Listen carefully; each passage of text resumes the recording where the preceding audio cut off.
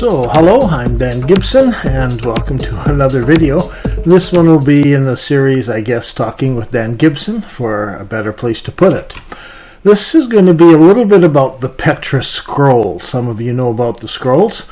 They were found in Jordan a number of years ago, and then they were the scrolls were actually burned, and they had to go through the process of trying to find out what was written on them, even though they were charred black using a chemical process, I think, and different other processes, and they've come out with the final thing of what was written on them that has been published, and now scholars have an opportunity to look at all the different things that we can learn about the scrolls. So I've got a copy of the Petra Scrolls here in this box, and we're going to open this box and see what they're sending to us and what's all there. This is one of those kind of fun videos, just we get to open a box and see what's inside. I'm very curious to see what all they've sent us, so I'll just take a minute here. This thing is very heavy. It came from the post office.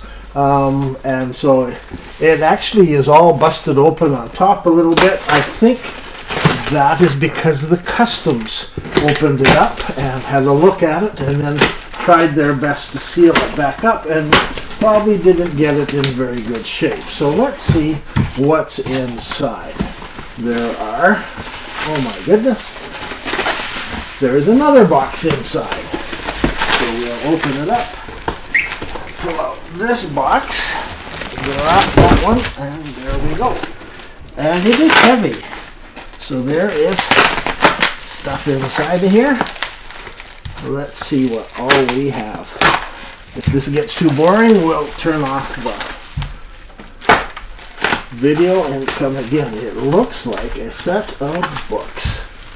That's what I would have expected. Let's see what comes up. Lots of garbage. Let's just carefully see if we can open this up. Now,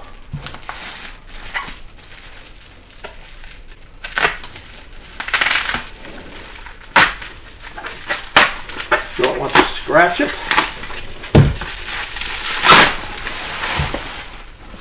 Wow. With a ribbon and everything. This is quite hefty. So there it is, the Petra Papyri 1, 2, 6. And inside are books. Each one of these books is separate. I've just pulled out number 3. It's all in plastic. So let's have a look. Try to open it carefully, because it's worth several $100s. So there's 1, 2, 3, 4 different books, but they're in different parts. So 1, 2, 3. There's 5. Okay, and maybe 6 is in there. So these are it's in glossy paper, which is very nice, and there's all the different translations are here. Okay, and we have some Greek in the back. This is good because these scrolls were written in Greek, and I thought, and there's actually some photocopies of the scrolls as they were opened up. So we have actual copies of the scrolls, every page, which is very nice. We can go through and look at it and check it out. And then we've got an index before that, and we've got a breakdown of all the different lines. We've got it in looks like it's in Greek, and then the translation into English as well. So this is going to be fun to go through. Fortunately, I studied Greek in school. Unfortunately, I've forgotten all my Greek. So, but I have friends who read Greek every day. I have 3 friends that I could think of right offhand, probably more, who every day read Greek in order to keep their Greek up. And so I can, if I have questions, I can contact them as well and find out what all might say in here. When I was in school, I studied Greek and French and German, and then I studied Arabic as well. On top of that, spent a couple years studying Arabic. Well, Arabic is, after English, Arabic is probably my next best language. My wife is fluent in German as well as English and Arabic, and is very good in other languages. So we've got lots and lots of work to go through. Each of the different scrolls, and there's a book for each one.